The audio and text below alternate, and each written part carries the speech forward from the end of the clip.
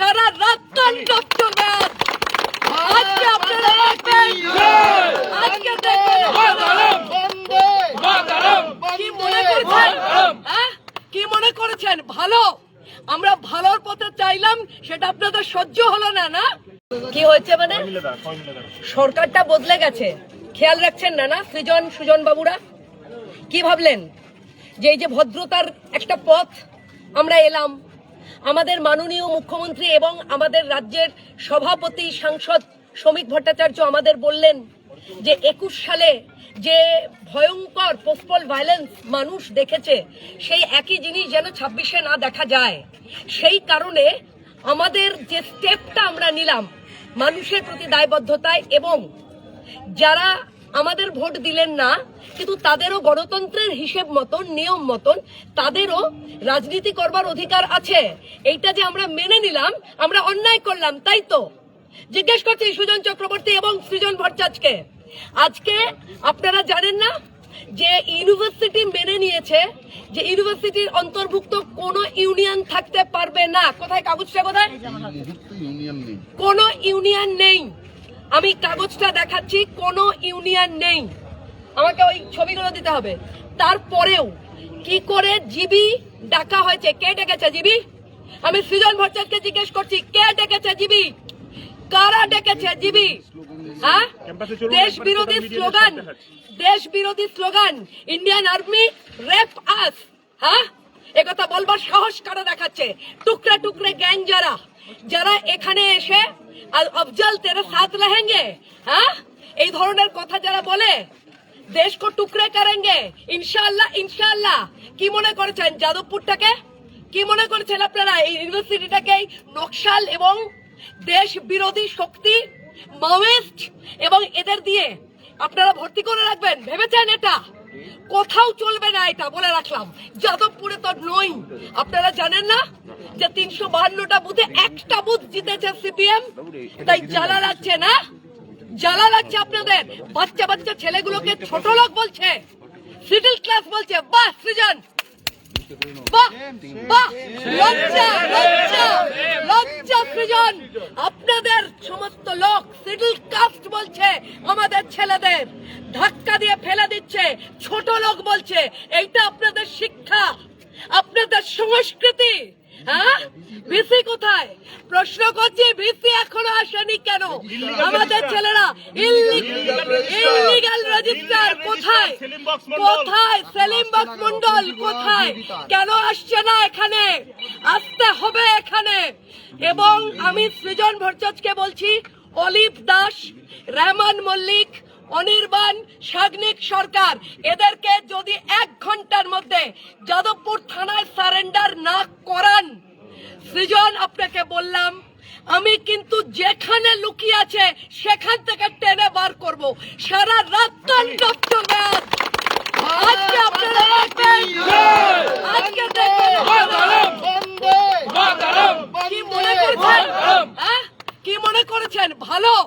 আমরা ভালোর পথে চাইলাম, সেটা আপনাদের সহ্য হলো না। না সেটা আপনাদের সহ্য হলো না। চিরবির করছে গা আপনাদের, যতক্ষণ না যাদবপুরকে অস্থির করা যায়। আপনারা আগেও একবার শুরু করলেন, ইয়েতে গেছিল ওরা,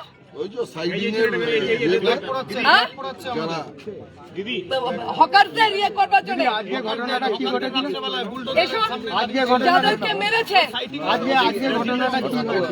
আজকে আমাদের, তুই বল এই যে আজকের ঘটনা বলছে, ওর অপরাধ ও রাষ্ট্রীয় স্বয়ংসেবক সংঘের ছাত্র যে আমাদের ইউনিট এবিভিপি সংগঠন, তার একজন, তাই মার খেতে হয়েছে সৃজনের ছেলেদের কাছ থেকে। এখানে ভর্তি আছে 4-5 জন, এছাড়া মার খেতে আরো অনেক ছেলে। কি নিয়ে ঝামেলাটা সূত্রপাত? বলো। আজকে আমাদের আপনার নাম? এদিকে আজকে হয়েছে, আজকে আমাদের বিশ্ববিদ্যালয়ে ওরা নিজেরা ঠিক করে, ওরা ডিএসএ, পিডিএসএ, এসএফআই, এআইডিএসএ, এদের সমস্ত সংগঠন, বামপন্থী ছাত্র সংগঠন নকশাল, এরা মিলে একটা জিবি করে, যেখানে জিএস এজিএস করা হবে। যেহেতু সরকার থেকে বলা হয়েছে কোনোরূপ ইলেকশন করা হবে না, তারা সেই সরকারি সিদ্ধান্ত মানবে না, এটাই হচ্ছে তাদের বক্তব্য। এবার আমাদের গিয়ে বলার জায়গা সেখানেই যে যদি তোমাদের করা হয় ইলেকশন করাও, ইলেকশন না করলে তো কোনো জিএস এজিএস তো আমরা বসাতে পারি না নিজেদের মতো করে। তো এরকমভাবে আমরা সরকারকে গ্রাহ্য মানে সরকারের কথা গ্রাহ্য করবো না এটা বললে তো হবে না, এটা হচ্ছে আমাদের বলাটা প্রথম অপরাধ। আর বলে দিয়েছে যে আমাদের উচ্চশিক্ষামন্ত্রী তিনি তো বলেছেন যে কলেজের মধ্যে কোনো পলিটিক্স হবে না, এটাই হচ্ছে আমাদের বলার বক্তব্য যে আমরা তো পড়াশোনা করতে এসেছি, পড়াশোনা করে আমরা আগে মানুষের মতো মানুষ হই।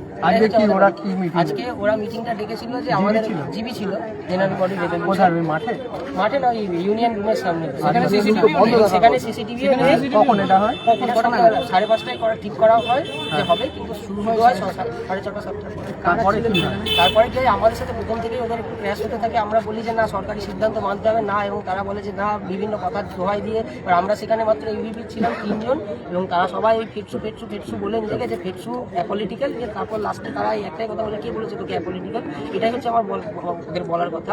এবং আমি যখন বলি যে না এটা এরকমভাবে করা যাবে না, তাহলে তোমরা যদি ইউনিয়ন করতেই হয় তাহলে এইখানে লং লিস্ট বিএসএফ যে কথা লেখা আছে ইউনিয়ন রুমে সেগুলো মুছো। তাই এটা আমি যখন কথাটা বলি দীপ্তিমান তখন হঠাৎ করে বলে ওঠে জয় শ্রীরাম বলে। এই জয় শ্রীরামের কথাটা শুনে ওরা আমি যে কথা বলছি আমাকে ধাক্কা দেয়, এবং এর পেছনে একটা পিলার ছিল, আমি পুরো পড়ে যাই, চশমাটা ছিটকে দেয়, চশমাটা যদি থাকতো আমার চোখে লাগতো না। তো এবার ওরা যখন এই সিনিয়র দাদারা যখন আমাকে ছাড়াতে গিয়ে আরও বেশি মার খায়। দীপ্তিমান এবিপি আমাদের এবিপিরই ছেলে, এবং আমার পাশেই সে দাঁড়িয়ে ছিল ওদের আনুমানিক প্রায় 70-80 জন ছিল। তারপর যখন আমাদের মারধর করতে আসে তারা মোটামুটি আনুমানিক 20 জন ছিল, এবং তার মধ্যে কয়েকজনকে আমরা আইডেন্টিফাই করেছি। তারা এই ডিএসএফ, পিডিএসএফ, এসএফআই, ডিওয়াইএফআই, নকশাল একদম দেশ বিরোধী। যে কজন আমরা 3 জন ছিলাম, তারপর যে দাদারা আছে আমাদেরকে তখন লক্ষ্য না করে হ্যাঁ আমরা সবাই কলেজে ইউনিভার্সিটি, আমরা ইউজি দাদারা। তারপরে কজনকে মারধর করা হয়? আমাদের 6 জন ছিলাম, ওখানে 6 জনকেই মারা হয়। তারপর তো আমরা সেইভাবে কোনো মতে বেরিয়ে আসি বলে, তাই না হলে তো আমাদেরকে ইয়ে করতে। এবং ওখানে শুধুমাত্র 2টি দাদা, এবং তারা আমাদের বন্ধু সময় ছিল বলে আমাকে কথার মাধ্যমে বার করে দেয়। কখন মারধর হয়? আমি বলি 9:30-9টা। তারপরে কজন ভেতরে তো আমাদের 2জন সিরিয়াসলি অ্যাডমিট আছে, এবং আরও 2জন এক্সরে, এবং আমাকে এক্সরে দেখা হয়েছে। কিরকম ভাবে মারধর, মানে কি গুরুতর আহত? কোথায় লেগেছে জামাটা ছিঁড়ে দিয়েছে।